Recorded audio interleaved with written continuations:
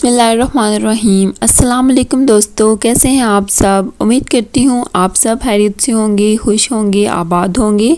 तो आज मैं आपके लिए लेके आई हूँ बहुत ही मज़ेदार करेले गोश्त की रेसिपी लेकर। अक्सर लोग जब करेले गोश्त बनाते हैं तो उनसे करेलों का जो कड़वापन होता है वो ख़त्म नहीं होता। तो आज मैं आपको अपने स्टाइल से करेले गोश्त बनाना सिखाऊंगी। अगर आप इस रेसिपी को फॉलो करके करेले गोश्त बनाएंगे तो इंशाअल्लाह आपके करेले भी कड़वे नहीं बनेंगे। तो बिना वक्त ज़ाय किए हम चलते हैं आज की रेसिपी की तरफ और देखते हैं कि ये मज़ेदार से करेले गोश्त बिना कड़वेपन के कैसे बनाए जाते हैं।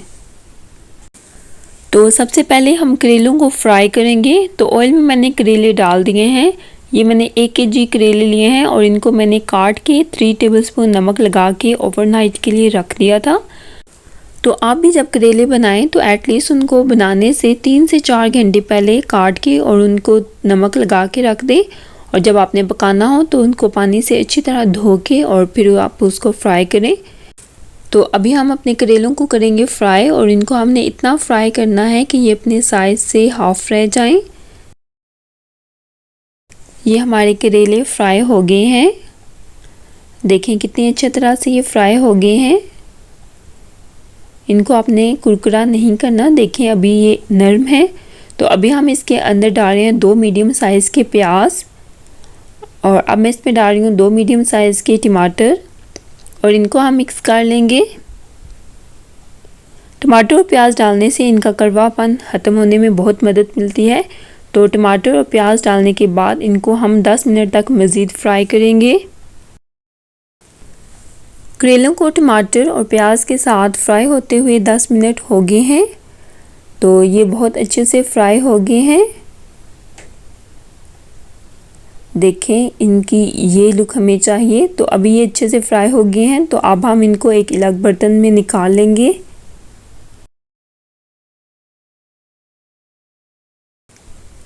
ये करेलों को हमने अलग बर्तन में निकाल लिया है और अब इसी ऑयल के अंदर हम अपना मसाला तैयार करेंगे।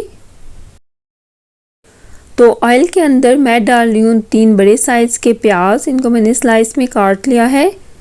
ये मैंने प्याज डाल दिया है और अब हम इसको फ्राई करेंगे। इसको हमने बहुत ज़्यादा फ्राई नहीं करना, सिर्फ इसको हम नरम कर लेंगे। प्याज हमारा फ्राई हो गया है। इसको देखें हमने बहुत ज़्यादा फ्राई नहीं किया। तो अब हम इसके अंदर 2 बड़े साइज़ के टमाटर डालेंगे चॉप किए हुए। टमाटर डालने के बाद हम इसके अंदर डालेंगे चॉप की हुई हरी मिर्चें। ये मैंने 8 से 10 ली हैं। हरी मिर्चें डालने के बाद हम इसके अंदर डालेंगे 2 टेबलस्पून भर के अदरक लहसुन का पेस्ट। अदरक लहसुन का पेस्ट डालने के बाद हम इसमें स्पाइसेस को ऐड करेंगे। तो मैं इसमें डाल रही हूँ 1 टेबलस्पून नमक। ख्याल रहे कि हमने पहले करेलों को नमक लगाया हुआ था। बेशक हमने 2 दिया था लेकिन उसमें स्टिल कुछ ना कुछ नमक रहता है। तो अभी इसमें मैं डाल रही हूँ 1.5 टेबलस्पून लाल मिर्च का पाउडर। नमक और मिर्चें आप अपने टेस्ट के अकॉर्डिंग भी डाल सकते हैं। हल्दी मैंने इसमें डाल दी है ½ टीस्पून और इनको हमने मिक्स कर लिया है अच्छे से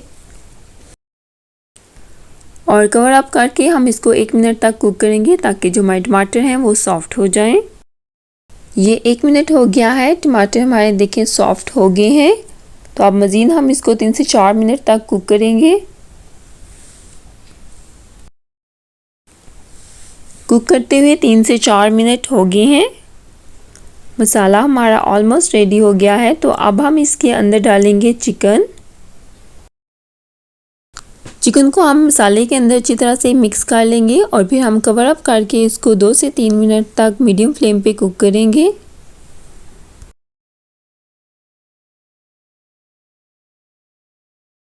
चिकन को 3 मिनट तक हमने कुक कर लिया है।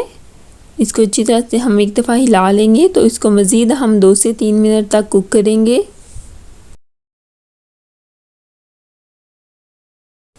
कुक करते हुए 2 से 3 मिनट हो गए हैं।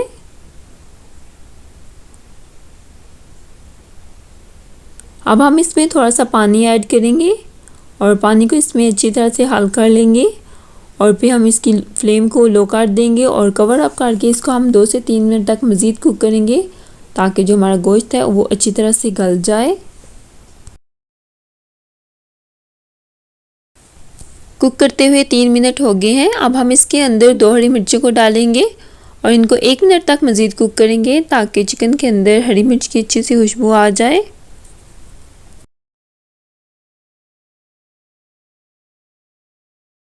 हरी मिर्च को कुक करते हुए 1 मिनट हो गया है। चिकन के अंदर इसकी बहुत अच्छी सी खुशबू आ गई है। तो एक दफ़ा हम चिकन को हिला लेंगे और अब हम इसके अंदर जो करेले हमने फ्राई किए थे उनको डालेंगे।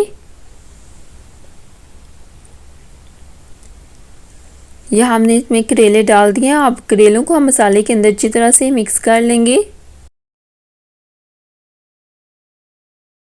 ये करेले अच्छी तरह से मिक्स हो गए हैं। अब हम इसके अंदर 2 से 3 टेबलस्पून सिरका डालेंगे और सिरका डालने के बाद मैं इसके अंदर एक नींबू को दरमियान से काट के वो डाल रही हूँ और इनको हम मिक्स कर लेंगे। और अब हम इनको कवर अप करके मज़ीद 2 मिनट तक कुक करेंगे। याद रहे कि करेलों के अंदर इस स्टेज पे आपने पानी बिल्कुल नहीं डालना। अगर आप पानी डालेंगे तो आपके करेले एकदम से कड़वे हो जाएंगे। 2 मिनट हो गए हैं। करेले गोश्त हमारा ऑलमोस्ट तैयार है। इस स्टेज पे हम फ्लेम को ऑफ कर देंगे और एक दफ़ा चम्मच चला लेंगे इसके अंदर।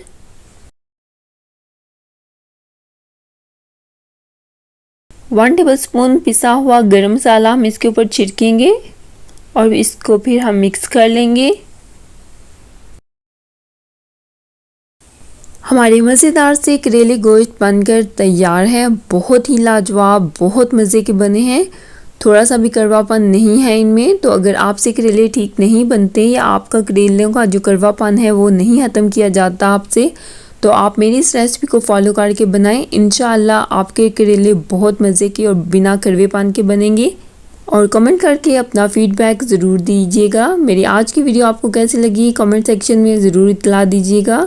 वीडियो अच्छी लगे तो इसे लाइक और शेयर करें और अगर आप हमारे चैनल पर न्यू हैं तो चैनल को भी सब्सक्राइब कर दें और इसके साथ जो बेल का आइकन है उसको भी ऑल पे सेट कर लें ताकि मैं जब भी न्यू वीडियो अपलोड करूं आपको उसका नोटिफिकेशन मिल जाए। अपना और अपने घर वालों का ख्याल रखिएगा। अल्लाह हाफिज़।